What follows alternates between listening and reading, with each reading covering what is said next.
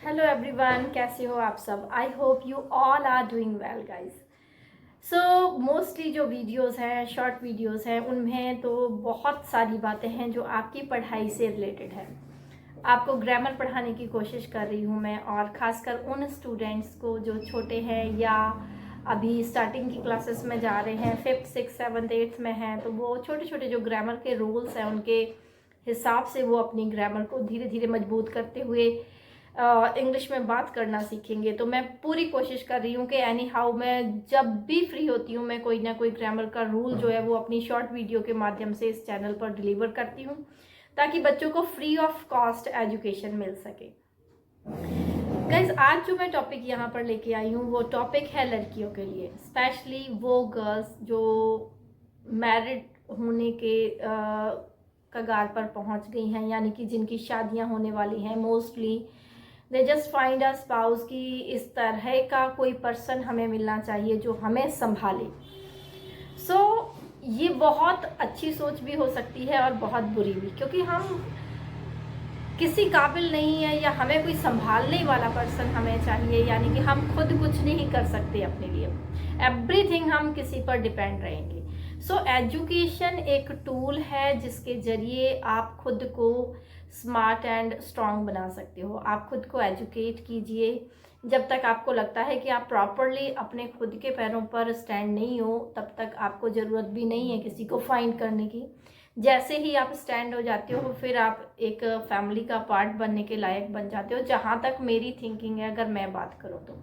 Secondly, बहुत सारे नखरे, बहुत सारे खर्चे मोस्टली किसी पर इम्पोज करना, और वो भी गलत बात है। एक सिंपल सा जो लाइफ स्केड्यूल है वो होना चाहिए हमारा सभी का, और उसमें कोई प्रॉब्लम भी नहीं है अगर हम सिंपल तरीके से अपनी लाइफ को स्पेंड कर रहे हैं। बहुत ज़्यादा पम्प एंड शो, बहुत ज़्यादा घूमना फिरना, बहुत ज़्यादा एक्सपेंसिव क्लोथ्स, ये सब कलेक्ट करने की बजाय रादर अगर हम नॉलेज कलेक्ट करेंगे तो वो डेफिनेटली किसी ना किसी एस्पेक्ट पर, मतलब किसी ना किसी स्टेप पर हमारी ज़िंदगी में काम आने वाली है।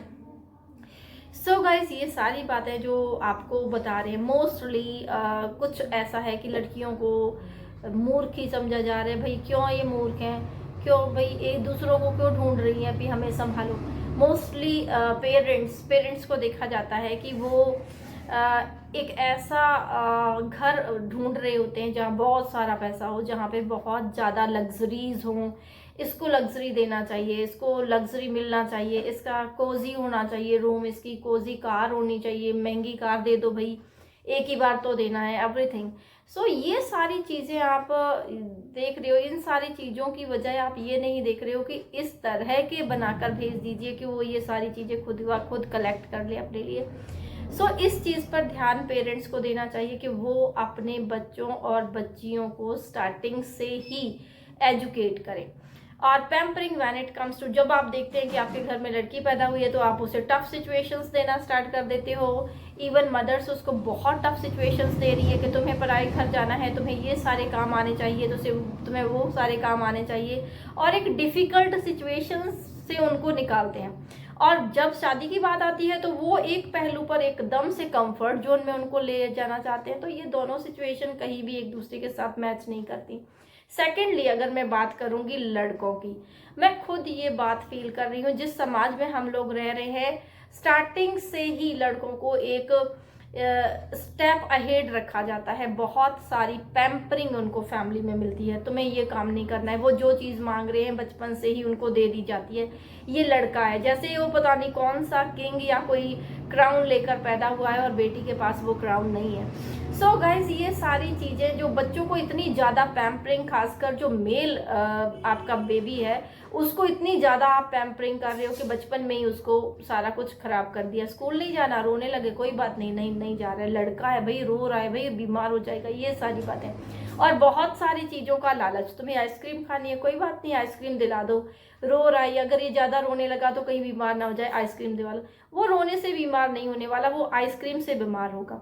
ये सारी चीज़ें मदर्स और खासकर दोनों ही पेरेंट्स जो हैं उन्हें स्टार्टिंग से अगर वो नहीं देखते तो यहाँ पर डिफरेंस शुरू हो गया। आपने अपने बच्चे की जो जड़ है उसको बचपन में ही काट दिया।